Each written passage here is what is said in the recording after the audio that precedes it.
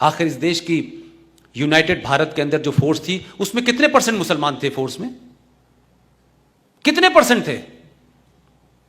देश बटा तो आर्मी की तो ट्रेनिंग बड़ी हाई ग्राउंड पे होती है, सिविलियन तो चले गए थे, आर्मी क्यों चली गई सिर्फ मुसलमानों की वहां? ऐसा क्यों हुआ भाई? और आप कहते हैं कि हमारे ऊपर यकीन नहीं किया जाता। आपके ऊपर तो इस मुल्क ने इतना यकीन किया कि 4-4 राष्ट्रपति दिए, 1 उपराष्ट्रपति दिया, जजेस दिए। लेकिन एक घटना का जिक्र मैं इसलिए कर रहा हूं, 2 दिसंबर 1989 देश में वीपी सिंह की सरकार थी।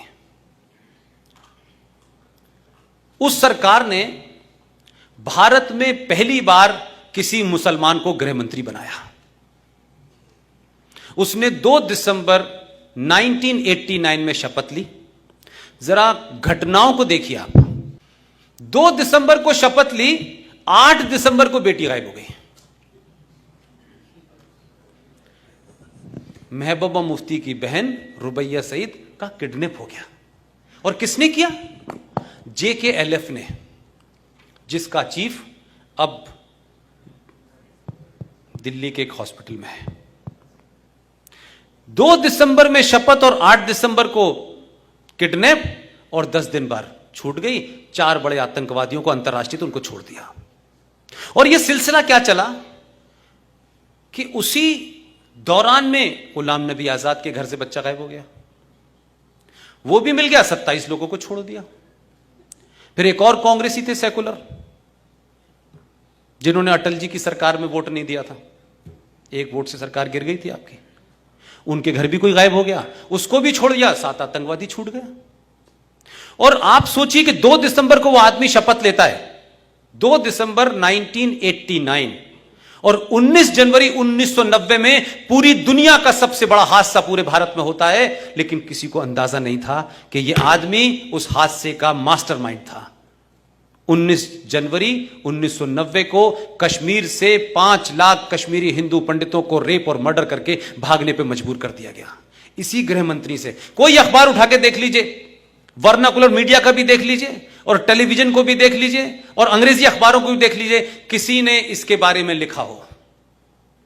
5 लाख कश्मीरी हिंदू पंडित अपने ही देश में माइग्रेंट बन गए हैं, इसकी चिंता नहीं है।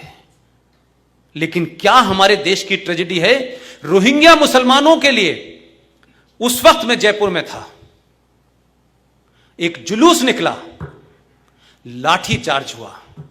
जो लोग निकाल रहे थे वो भारत के मुसलमान थे, जो भारत से हुब्बुल वतनी की बात करते हैं, जो कहते हैं कि कुरान के हिसाब से हुब्बुल वतनी हमारे अंदर है, और हमारी हुब्बुल वतनी यानी हमारी देश के प्रति जो हमारा निष्ठा है उसको चैलेंज मत कीजिए। जुलूस निकालने वाले मुसलमान थे। जयपुर के शहर का बीच का सबसे बड़ा चौराहे पे जो थाना था उसको आग लगा दी गई। उनके लिए पूरे हिंदुस्तान में मुझे कोई एक जुलूस, एक धरना बता दें जिसमें हिंदुस्तान के मुसलमानों ने कहा हो कि 5 लाख कश्मीरी हिंदू पंडितों को उनके अपने ही देश में और उसी राज्य का गृह मंत्री हो, और उनको धर्म की वजह से निकाला गया, उनकी आइडेंटिटी की वजह से निकाला गया। एक कोई मुझे सेमिनार बता दें, मैं अपने शब्द कुतुब मीनार पे खड़े होकर कहूंगा मुझसे गलती हो गई। एक नहीं हुआ, एक कहीं मैंने गंगा जमुना तहजीब नजर नहीं आई, कहीं भाईचारा नहीं। झूठ और मक्कारी के लिए भी किसी ने कोई धरना प्रदर्शन नहीं किया भाई साहब। लेकिन क्या हो रहा है रोहिंग्या के लिए? जिस जम्मू कश्मीर में आर्टिकल 35 होने के कारण जम्मू कश्मीर में भारत का नागरिक न वहां रह सकता है, न जमीन खरीद सकता है, न कारोबार कर सकता है, न उस राज्य की कोई आपको फैसिलिटीज मिल सकती है, न वहां विधानसभा का चुनाव लड़ सकता है, न वोट डाल सकता है। उस जम्मू कश्मीर में 2008 से लेकर 2019 तक 98,000 मुसलमान बर्मा से जो आए थे, उनके पास आधार कार्ड भी है, उनके पास राशन कार्ड भी है। यह खतरा है इस देश के लिए। यह खतरे महत्वपूर्ण हैं। क्या आपको पता ही नहीं चल रहा कि धीरे धीरे हो क्या गया?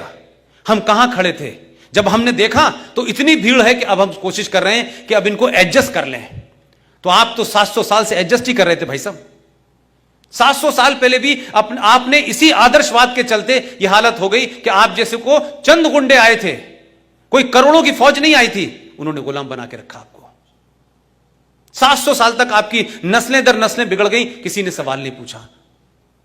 अभी तो 70 साल की कहानी है, हमने 70 साल में भी कुछ नहीं सीखा। लिहाजा इस देश में आंतरिक खतरों में ऐसे खतरे हैं जो शायद आप महसूस नहीं कर पा रहे, लेकिन लगातार हैं।